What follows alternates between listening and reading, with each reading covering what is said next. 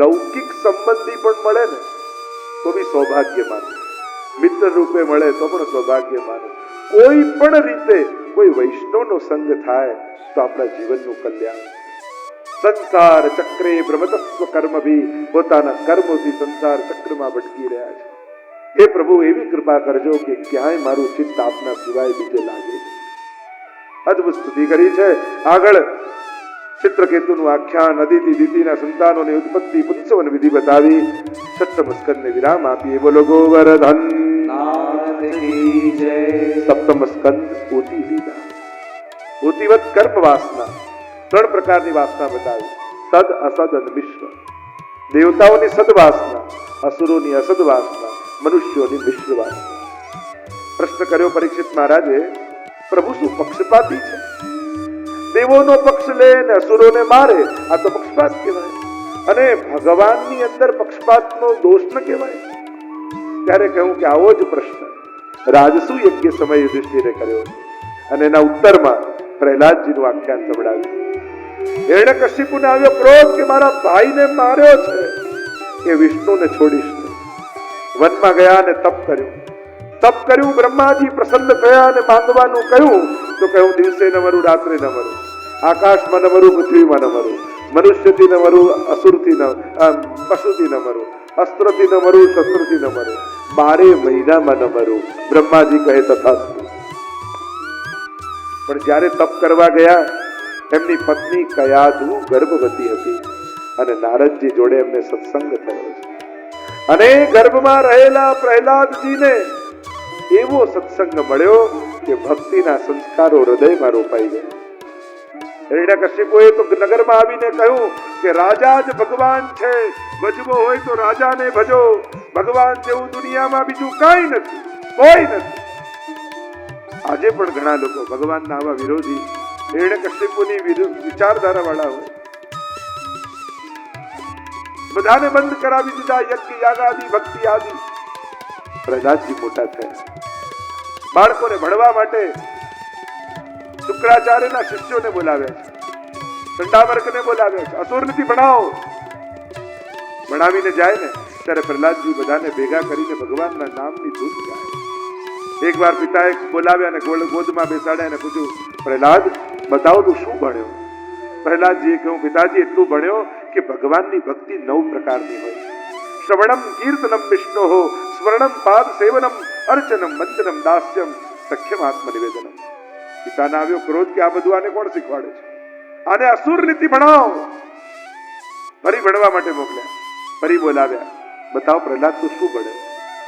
પિતાજી એટલું ભણ્યો છો કે જાકે પ્રિય ન રામ વૈદેહી, તાહી તજીએ કોટી સમ બેરી, જદ્યપી પરમ સ્નેહી. જે ભગવાનને ન માનતો એને તો વેરી માનીને છોડી દેવું. અને પિતાને આવ્યો ક્રોધ, પ્રહલાદ ભગવાનનું નામ છોડ, વરના મારી નાખીશ. પિતાજી, મારનારો ને બચાવનારો તો પરમાત્મા છે, તમે નથી મારનારા, નથી તમે બચાવનારા.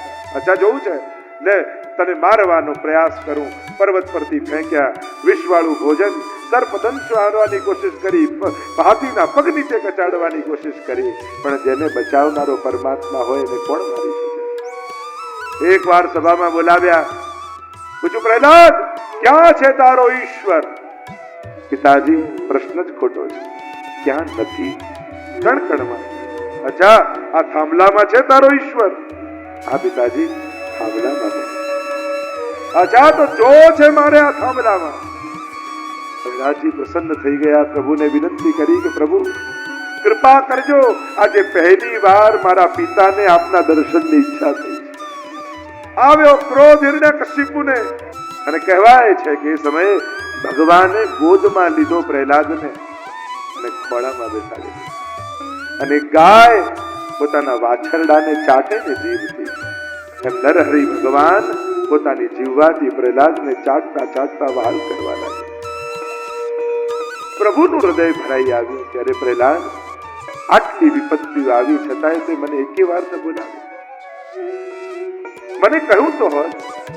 પ્રહલાદ કહે, સવઈ વણી કહ, ભક્તિ કરીને માંગે ને એ ભક્ત નહીં, એ તો વેપારી કહેવાય. પ્રહલાદ તું કંઈક માંગ, હું ઈચ્છું છું કે કંઈક તને આપ. પ્રભુ કહે, પ્રહલાદ કહે કે પ્રભુ આપવા જ ઈચ્છતા હો તો એટલું જ માંગુ છું કે એવી સમજ આપો કે આજ પછી ક્યારે માંગવાની ઈચ્છા જ પ્રહલાદને ભગવાન કહેવા લાગ્યા, પણ હું તને આપવા માંગુ છું, તારા માટે નહીં, ભક્તને આપી મને ભગવત્તાનો આનંદ મળે છે એટલા માટે માંગ કહે. અને પ્રભુએ આગ્રહ કર્યો ત્યારે પ્રહલાદ કહે છે કે એટલી જ કૃપા કરો કે મારા પિતાની અધોગતિ ન થાય એવી કૃપા કરો. અરે પ્રહલાદ, તારા જેવું બાળક કોઈના ઘરમાં થાય ને એની તો 21 પેઢીઓ કરી જતી હોય. 7 માતા પક્ષની, 7 પિતા પક્ષની ને 7 સસુર પક્ષની. સુંદર સ્તુતિ કરી છે કે પ્રભુ આપ કોઈ સાધનોથી પ્રસન્ન નથી થતા, આપ તો કેવલ પ્રેમથી પ્રસન્ન થાઓ છો. પ્રીતમ પ્રીત હિતે પૈયે યદ્યપિ રૂપ ગુણ શીલ સુગઢતા ઇન બાતન નરી છે. આગળ ત્રિપુર દહનની કથા, માનવ ધર્મ, વર્ણ ધર્મ, સ્ત્રી ધર્મના ઉપદેશ આપ્યા. સપ્તમ સ્કંદને વિરામ આપીએ. બોલો ગોવર્ધન નાથ કી જય. અષ્ટમ સ્કંદ મનવંતર લીલા. મનુ મનુપુત્રો ઇન્દ્ર દેવ સપ્તર્ષિ ને ભગવદ અવતાર. આ 6 વસ્તુ મનવંતરમાં થાય. આખી કાલ ગણના હિન્દુ ધર્મની આપવામાં આવી છે. ત્રિકૂટ પર્વત નીચે વન છે, ગજેન્દ્ર નામનો હાથી રહે છે, મોટો પરિવાર છે, બધું જ સુખ છે, પણ સબ દિન હોત ન એક સમાન. દિવસો ક્યાં એક સરખા હોય, સંકટો ક્યાં કહીને આવતા હોય છે. જીવન સીધી રેખા જેવું નથી હોતું, એ તો ક્યાંથી ક્યારે ફૂટે કોને ખબર. વૃક્ષમાં જેમ ડાળો ક્યારે ક્યાંથી આડી અવળી જાય, જીવન પણ આવું જ ચાલતું હોય. રસ્તાની જેમ વધે છે આગળ, ક્યારે વળાંક આવી જાય કોને ખબર. જીવન આવું જ ચાલતું, આપણે લાગે બધું બરાબર ચાલે છે, પણ બીજા દિવસે શું થવાનું કોને ખબર. સરોવરમાં સ્નાન કરવા ગયા, પ્રસિદ્ધ કથા છે. મગરે પગ પકડ્યો, ખેંચવા લાગ્યો, ડૂબવા લાગ્યા ગજેન્દ્ર. સ્વજનો ભાગી ગયા, અને અંતિમ ઘડીમાં લોકો રડે, જોડે થોડી આવી છે, અફસોસ કરે, બાળવા સ્મશાન સુધી લઈ જાય, પણ ચાહનારની ચિતા પર કોઈ ચડતું નથી.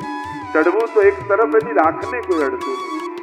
એ જ સ્વજનો કહે, જલ્દી કાઢો, જલ્દી કાઢો, જલ્દી કાઢો. સ્વજનો ભાગ્યા, છેલ્લે કમળનું ફૂલ લીધું, હે હરિ પુકાર કર્યો. હ બોલ્યા હતા તો ગરુડ પર ભગવાન, રી બોલ્યા હતા તો આવીને ગ્રહનો ઉદ્ધાર કર્યો. સુંદર સ્તુતિ ગજેન્દ્રએ કરી છે. વંદન કરીએ. આગળ સમુદ્ર મંથનની કથા આવી. ચાક્ષુષ મન્વંતરમાં ભગવાને કહ્યું, દેવોને અસુરોને સમજાવ્યા, સમુદ્ર મંથન કરીને અમૃત ખાધું. સમુદ્ર મંથન શરૂ થયું. મંદરાચલને પર્વત બનાવ્યો, વાસુકી નાગને દોરડું બનાવ્યું. મંથન કરવા જાય ને પર્વત તો ડૂબવા લાગ્યો. બોલો કચ્છપ ભગવાન કી જય. આધાર મળ્યો ને મંથન શરૂ થયું. કાલકૂટ વિષ નીકળ્યું, મહાદેવજી પી ગયા. કામધેનુ ઋષિઓ લઈ ગયા. ઉચ્ચૈશ્રવા ઘોડો બલિરાજા લઈ ગયા. અનેક અનેક વસ્તુઓ નીકળી અને જુદા જુદા લોકોને જુદી જુદી પ્રાપ્તિ થઈ. લક્ષ્મીજી પ્રગટ થયા. બોલો લક્ષ્મી નારાયણ ભગવાન કી જય. અમૃતનો કળશ લઈ બોલો ધનવંતરી ભગવાન. સુંદરીનું રૂપ લીધું પરમાત્માએ, અને આ સુંદરીનું રૂપ લીધું, બધા જ મોહિત થઈ ગયા અસુરો. અને જ્યાં પાસે આવ્યા અને સુંદરી રૂપે પરમાત્મા કહેવા લાગ્યા, અરે આ જે ઉપરનું ઝોળ છે ને એ મને દેવોને પીવડાવી દઉં, નીચે રગડો રહેશે ને તમને પીવડાવી. મોહિની રૂપમાં એવા મોહાયા. બોલો મોહિની ભગવાન. જ્યાં દેવોને અમૃત પીવડાવવા લાગ્યા, રાહુને થયું કંઈક ગડબડ છે. સૂરજ ને ચંદ્રની વચ્ચે આવીને બેસી ગયો. શિરચ્છેદ છેદ કર્યો, અમૃત પી લીધું તો રાહુ અને કેતુ બન્યા. દેવાસુર સંગ્રામ થયો. સંજીવની વિદ્યાથી અસુરોને જીવિત કર્યા. ફરી ચડાઈ કરીને દેવો પર્વતોની ગુફામાં જઈને સંતાયા. કશ્યપ અને અદિતિ પયોવ્રત વિધિ કરી છે. અને ભાદરવા મહિનામાં બોલો વામન ભગવાન ગયા છે. ભૃગુકચ્છ ભરૂચમાં બલિરાજાનો યજ્ઞ ચાલી રહ્યો છે. બલિરાજાને ત્યાં આવતાની સાથે માનો સૂર્ય નારાયણ બાલકના રૂપમાં આવ્યા હોય એવું તેજ આપોઆપ બધા ઊભા થઈ ગયા. બોલ્યા આપનું સ્વાગત છે મહાત્મન, આપને શું પ્રિય થાય એવું કરો. 3 ડગલા ભૂમિ આપ. અરે છો નાના અને વાતે નાની કરો છો. આપ કહો તો આટલા ગામ લખી આપું, આટલી ગાયો, આટલી પત્નીઓ આપું. અરે આપવું હોય તો હું માંગુ એ આપ, નહીં તો આ ચાલ્યો. સંકલ્પ કર્યો બલિરાજાએ. શુક્રાચાર્ય રોકે છે. અરે આ તો તારું બધું લઈ જશે, આ તો ભગવાન છે. અરે ભગવાન જેની પાસે બધા માંગતા હોય એ મારા આંગણે માંગવા આવે તો મારા જેવું ભાગ્યશાળી બીજું કોણ? સંકલ્પ કર્યો અને વામનમાંથી વિરાટ પરમાત્મા થઈ ગયા. 2 ડગલામાં બધું માપ્યું, બાંધ્યા બલિરાજાને અને કહ્યું બતાવો ત્રીજું ડગલું ક્યાં મૂકું? વચન તો 3 ડગલાનું હતું. મસ્તક ઝુકાવ્યું અને બલિરાજાએ કહ્યું મારા મસ્તક ઉપર આપના ચરણ પધરાવો. સર્વ અને સ્વ આમ સર્વસ્વનું સમર્પણ બલિરાજાએ કર્યું. સુતલ લોકનું રાજ્ય મળ્યું. આગળ મત્સ્ય અવતારની કથા આવી. સત્યવ્રત રાજા કૃતમાલા નદીના કિનારે ઉભા, હાથમાં માછલું આવ્યું. કુંડામાં નાખ્યું તો કુંડા જેટલું થઈ ગયું, સરોવરમાં નાખ્યું તો સરોવર જેટલું થયું, દરિયામાં નાખ્યું તો દરિયા જેટલું થયું. પૂછ્યું આપ કોણ છો? બોલો મત્સ્ય ભગવાન કી જય. કહ્યું ટૂંક જ સમયમાં પ્રલય કાલ આવશે અને ત્યારે વેદોની રક્ષા કરજો. અને આ વેદોની રક્ષા કરી છે. અષ્ટમ સ્કંદને વિરામ આપીએ. બોલો ગોવર્ધન નાથ કી જય. 9મ સ્કંદ ઈશાનું કથા, સુદ્યુમ્નની કથા, નભગના પુત્ર નાભાગની કથા, અમરીશ રાજાની કથા, હરિશ્ચંદ્ર સગર ચરિત્ર આવ્યું, ગંગાજીનું અવતરણ થયું, પૂર્વજોનો ઉદ્ધાર કર્યો છે. રામ જન્મની કથા આવી. રામચરિત્ર સંક્ષિપ્તમાં ભાગવતજીમાં છે.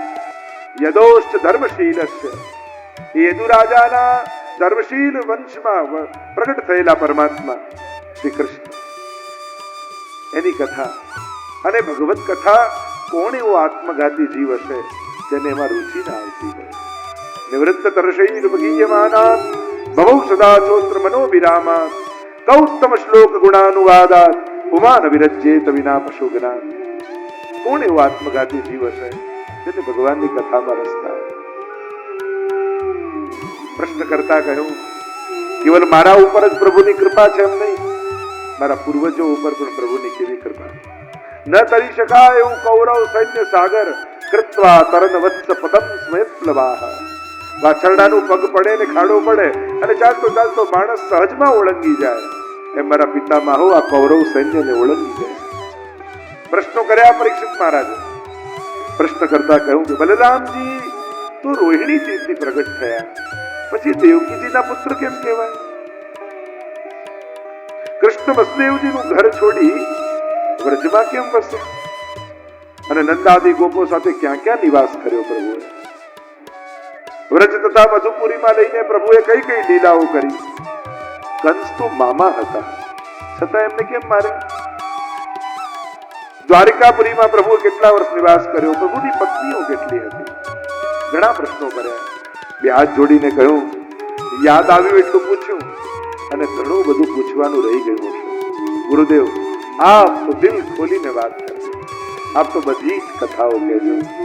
મારા આરાધ્યની કથા હું સાંભળવા માંગુ છું.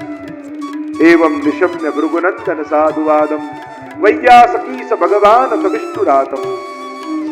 સ ભગવાન મહાપ્રભુજી અર્થ કર્યો સુબોધનીમાં કે જયારે આવા પ્રશ્નો કર્યા ને એટલે સુખદેવજીની તો સમાધિ લાગી ગઈ. ભગવાન પ્રભુને જેવું કથા અધૂરી ન રહી જાય એટલે પ્રભુ સુખદેવજીના હૃદયમાં આવીને બિરાજી ગયા.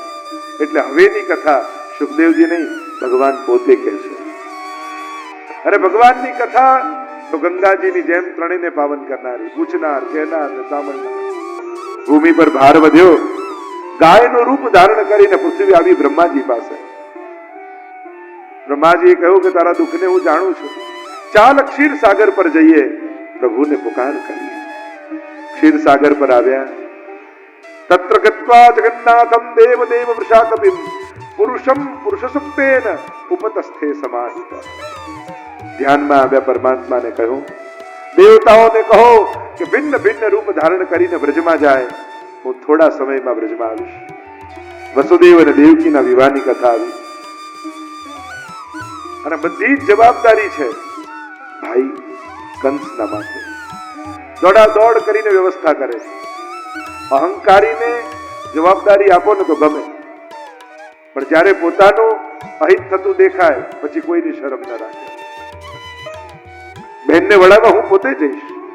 જ્યાં રથની લગામ પકડી અને આકાશવાણી થઈ, મૂર્ખ, તું જેને વળાવવા જાય છે ને એનો જ 8મો ગર્ભ તારો કાળ થશે. આંખો લાલ થઈ ગઈ, ચહેરાનો રંગ બદલાયો, ખડગ ખેંચ્યું કંસ, કેસથી પકડ્યા દેવકીજીને અને જ્યાં મારવા જાય વસુદેવજી હાથ પકડ્યો. અરે નાની બહેનને મારીશ? નાની બહેન તો દીકરી સમાન કહેવાય. તારી યશ, કીર્તિ, ધન, વૈભવ બધું સમાપ્ત થઈ જશે. તને 8મા ગર્ભનો ભય છે ને, હું તને વચન આપું છું, જેટલા બાળક થશે એટલા તને આપી દઈશ. વચને બંધાયા, 6 બાળક થયા. અરે મારો શત્રુ તો 8મો છે ને. નારદજીને થયું કે પાપનો ઘડો ભરાશે નહીં તો ફૂટશે કેમ? કંસને સમજાવે, આમાં પહેલો કયો ને 8મો કયો, આ બધા દેવતાઓની ચાલ. કંસે 6 બાળકોને મારી નાખ્યા. 7માં આવ્યા શેષજી. માયાને આજ્ઞા કરી કે કર્ષણ કરીને રોહિણીજીના ગર્ભમાં પધરાવ્યા અને પ્રભુને પધારવાનો કાળ આવ્યો.